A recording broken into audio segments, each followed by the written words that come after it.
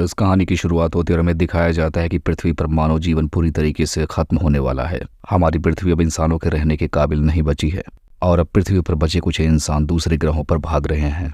हम देखते हैं कि कुछ लोग चांद की तरफ जाते हैं, लेकिन उनका चांद पर जाना, वहां पर रहना संभव नहीं था, क्योंकि यहाँ पर बड़े बड़े एस्टेरॉयड का बारिश होता था, जिसकी वजह से यहाँ पर इंसान सर्वाइव नहीं कर सकते थे। हम देख पाते हैं कि बहुत मुश्किल के बाद इंसानों ने एक नया प्लेनेट ढूंढ रखा था और इस प्लेनेट का नाम ओमेगा था। हम जान पाते हैं कि ओमेगा प्लेनेट पर उसी इंसान को लेकर जाया जा रहा था जो चांद पर 20 सालों तक माइनिंग किया था। यानी ओमेगा पर जिसके परिवार ने 20 सालों तक माइनिंग की हो, सिर्फ वही वहां पर जा सकता है। अब इसके बाद हमें यहाँ पर एक बच्चे को दिखाया जाता है जो कि चांद पर माइनिंग कर रहा होता है। वो 18 साल का पूरा हो चुका था, जिसकी वजह से वो अपने पापा के बदले खुद माइनिंग करने के लिए गया था। यहाँ पर हम देख पाते हैं कि उसके अलावा बाकी बहुत सारे बच्चे थे जो अपने परिवार के बदले खुद माइनिंग करने के लिए आए थे, क्योंकि माइनिंग के दौरान इनके काफ़ी फैमिली मेम्बर्स मारे जा चुके थे। हम जान पाते हैं कि चांद से ओमेगा प्लेनेट तक जाने में 75 साल लगते थे, लेकिन यहाँ पर पैसेंजर्स को दूसरे तरीके से ले जाया जाता था। उन्हें एक गहरी नींद में एक बॉक्स में बंद करके सुला दिया जाता था और जब 75 साल बाद उनकी दूसरे प्लेनेट पर आंखें खुलती तो वो उतने ही उम्र के होते थे। इसका मतलब यह होता है कि चांद से ओमेगा तक जाने में भले ही 75 साल लगे, लेकिन इंसान की उम्र उतनी ही रहती है। अब इसके बाद हमें दिखाया जाता है कि यहाँ पर जितने भी बच्चे होते हैं वो सारे के सारे बिल्कुल उदास थे, क्योंकि ये बच्चे सारे के सारे अपने फैमिली मेम्बर्स को खो चुके थे, जिनके बदले में वो काम करने के लिए चांद पर मेहनत कर रहे हैं। हम देख पाते हैं कि इन सारे लड़कों की आपस में अच्छी खासी दोस्ती भी हो जाती है और ये सारे बच्चे आपस में काफ़ी खुश रहते हैं, क्योंकि इन सब ने अपनी ज़िंदगी को इसी हाल में एक्सेप्ट कर लिया था। उन्हें लगता है कि वो इसी तरह की ज़िंदगी अब आगे भी जीने वाले हैं। अब हम देखते हैं कि ये सारे लड़के आपस में एक अच्छे खासे दोस्त बन जाते हैं। इसकी वजह से ये एक प्लान भी बनाते हैं। हम जान पाते हैं कि चांद के साउथ की तरफ इंसानों का जाना अलाउ नहीं था, तो इन लोगों का प्लान ये था कि वहां से एक ट्रक चुराएंगे, जिसके बाद उस ट्रक को लेकर ये चांद के साउथ की तरफ निकल जाएंगे और वो इस बात का पता लगाएंगे कि आखिर वहां पर इंसानों का जाना क्यों मना है। जिसके बाद अब ये सारे लड़के वहां से एक बड़ा सा मॉन्स्टर ट्रक चुरा कर उसी तरफ निकल पड़ते हैं और ये लोग वहां पर जाने से पहले अपना अपना ड्रेस भी पहन लेते हैं ताकि ये चांद की सतह पर उतर पाएं। अब यहाँ उतरने के बाद ये लोग काफ़ी मस्ती करने लगते हैं, क्योंकि यहाँ पर 0 ग्रेविटी होती है और ये लोग हवा में काफ़ी ऊपर तक छलांग लगाते हैं। अब इसके बाद हम देखते हैं कि ये सारे लड़के वहाँ पर खड़े होकर ओमेगा प्लेनेट को देखने लगते हैं और ये लोग उस खूबसूरत जगह पर जाने के लिए काफ़ी उतावले होते हैं और उसे बहुत मिस करते हैं।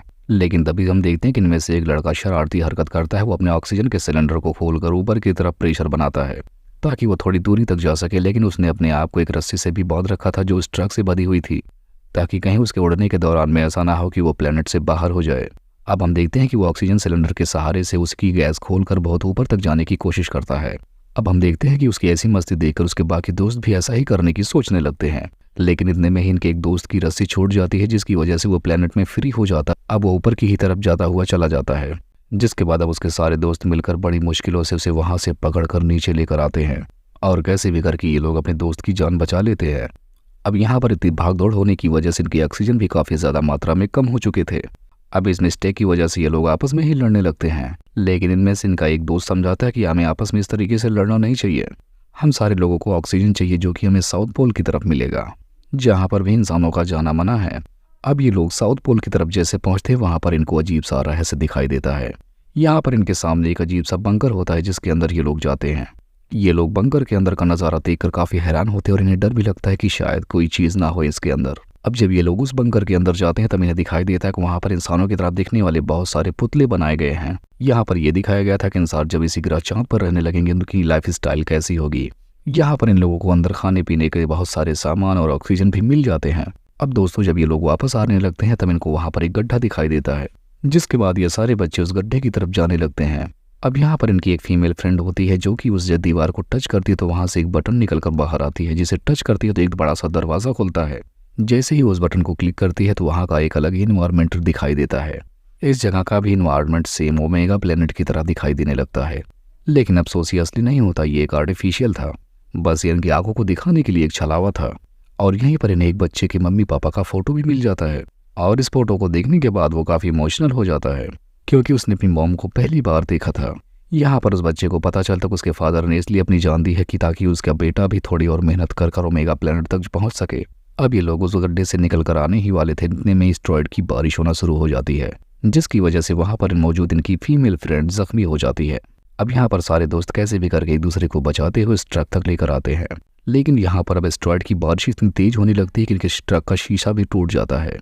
अब इन बच्चों को अच्छी तरीके से ये बात समझ में आ चुकी थी कि अब ये लोग जिंदा यहाँ से वापस नहीं जाने वाले हैं, क्योंकि ना ही इनके पास अब ज़्यादा मात्रा में ऑक्सीजन बची है, ना ही कोई सहारा देने वाला है। अब ये सारे लोग हंसी खुशी से अपने मौत को एक्सेप्ट करने लगते हैं, क्योंकि ये सारे फ्रेंड्स एक दूसरे के साथ ही मरने वाले थे। लेकिन यहाँ पर इनकी आंखें जैसे ही बंद होती है, वैसे ही हमें 75 साल बाद की सीन दिखाई जाती है। अब हमें दिखाया जाता है कि ये सारे बच्चे ओमेगा नामक प्लेनेट पर आ चुके थे और यहाँ पहुँचने के बाद ये लोग काफ़ी खुश थे। असल में हम जान पाते हैं कि जब ये बच्चे उस जगह पर मरने वाले थे, यानी मून ग्रह पर, उसी समय में वहाँ पर एक रेस्क्यू टीम आकर इन सारे बच्चों को बचा लेती है और इन्हें स्लीप मोड में रख के ओमेगा प्लेनेट तक पहुँचा देती है। लेकिन 75 सालों तक ट्रेवल करने के बाद भी इनकी उम्र लगभग उतनी ही थी। अब हम देखते हैं कि ये सारे बच्चे बहुत खुश थे और अपनी लाइफ जीने लगे थे। हमें दिखाया जाता है कि जो ओमेगा नामक प्लेनेट होता है वो काफ़ी पृथ्वी की तरह हरा भरा था और दिखने में बहुत ही खूबसूरत था। और इसी को दिखाते हुए इस मूवी का यहीं पर एंड हो जाता है।